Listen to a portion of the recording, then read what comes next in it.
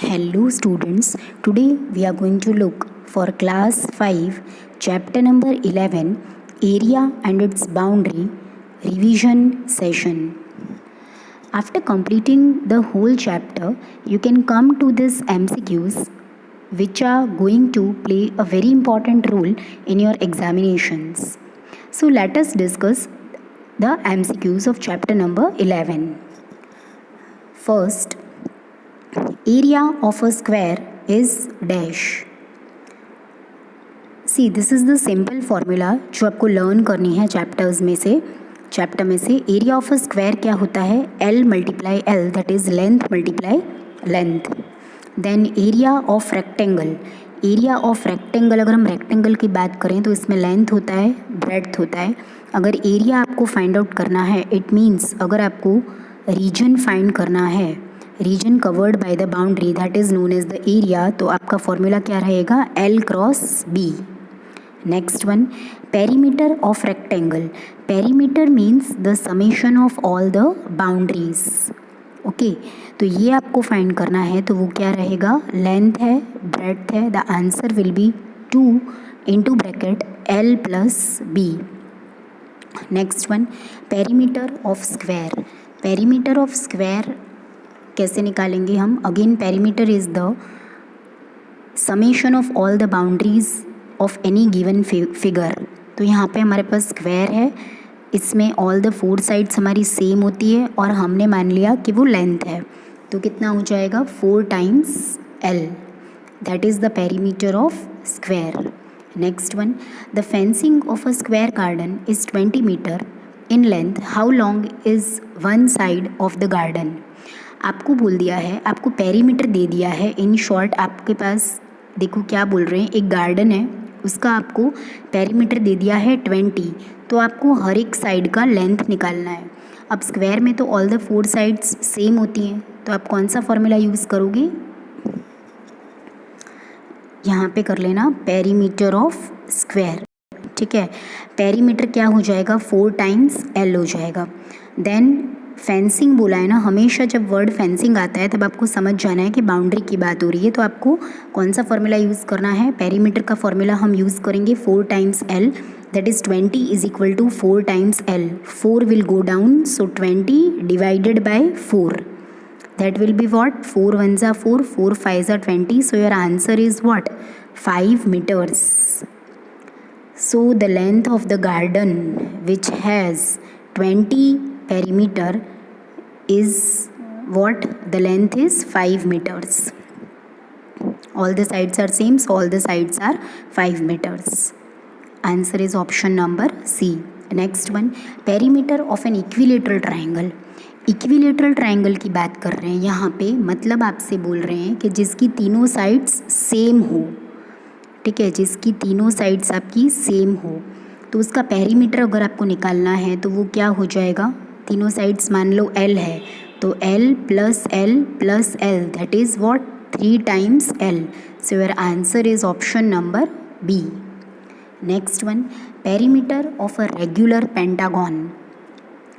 Regular pentagon की बात करेंगे अगर हम, तो उसमें कितनी साइड्स होती है? 5 साइड्स होती है. इसीलिए आप क्या करोगे L plus L plus L plus L plus L 5 times L.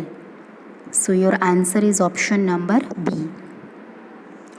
Regular pentagon means what? Regular, the word regular is important here. It means it's all the angles and all the sides are of equal measure. Whenever the word regular comes, you have to understand that you have to apply the formula like this only. Fine, like how we have applied here. Next one, a book is 35 centimeter long and 25 centimeter wide. Find the area of the book. एक book है जो 35 centimetre long है, मतलब ये length दे दिया है. 25 centimetre wide है, मतलब ये आपको क्या दे दिया है? ब्रेड्थ दे दिया है. आपको क्या निकालना है? एरिया ऑफ द बुक निकालना है. So area of the book it is in the shape of rectangle, तो आप फॉर्मूला लगाओगे एरिया ऑफ अ रेक्टेंगल का that is L cross B. Length कितना है 35, ब्रेड्थ कितना है 25, 35 multiply 25 that is what? See, this I have multiplied by using the help of chapter number 13 which is given in your book. Different ways of multiplication. Fine, तो उसमें आपको, अगर आपने वो चैप्टर पढ़ लिया है तो आपने पढ़ी होगी ये मेथड कि 35 मल्टीप्लाई 25 को आप कैसे करोगे। 25 को आप स्प्लिट कर दोगे 20 + 5 में, उसके बाद आप उसका मल्टीप्लिकेशन 35 का 5 के साथ करोगे एंड देन 35 का आप 20 के साथ करोगे, like how I have done here. Fine, so 35 5s are 175 and 35 20s are that is 700, दोनों को ऐड करेंगे तो we'll be getting 875 centimetre square. So here you can see option number C is our correct answer. Next one, 9th, Seema takes 5 rounds of a square park having length 5 meters. Find the total distance covered by her. सीमा क्या कर रही है, एक square park है जिसका length आपको दे रखा है 5 metres. She is taking 5 rounds of this square park. You have to find out the total distance covered by her. So first of all you need to find out the distance covered by her in 1 round. 1 round में find करना है, इसका मतलब आपको उसका perimeter निकालना होगा। तो पेरीमीटर ऑफ स्क्वायर क्या हो जाएगा, 4 times L, that is 4 × 5 that is 20 metres. Now this is the distance covered by her in 1 round. अगर 5 राउंड का डिस्टेंस आपको निकालना है तो इसको आपको किससे मल्टीप्लाई करना पड़ेगा, 5 से करना पड़ेगा। तो 20 × 5 आपके पास कितना आ जाएगा, 100 metres. So your answer is option number C। देखो, अगर यहाँ पे आपको 6 राउंड्स बोलते हैं तो आप यहाँ पे 6 से मल्टीप्लाई कर दो, 7 राउंड्स बोलते हैं तो 7 से मल्टीप्लाई कर दो, depends on the value given in the question. Fine, next one, the perimeter of an equilateral triangle of side 10 metre is dash. See, यहाँ पे आपसे पेरीमीटर पूछ रहे हैं इक्विलेटरल ट्राइंगल का, मतलब ये एक ट्राइंगल दे रखा है, इक्विलेटरल है। Equilateral triangle means all the sides are same in measurement.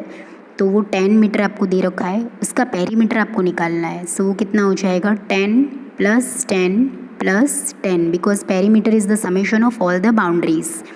सारी साइड सेम है, 10 + 10 + 10 दैट इज़ 30 मीटर्स। और you can go with this formula also 3 times L, तभी भी आपको यही आंसर मिलेगा। Fine, so this was all about the MCQs which we have discussed from chapter number 11. I'll be bringing the MCQs of other chapters as well. Till then, stay tuned, and if you really liked my video and enjoyed it and understood it thoroughly, please give it a like, share among your friends, and subscribe my channel for more such videos. Thanks for watching.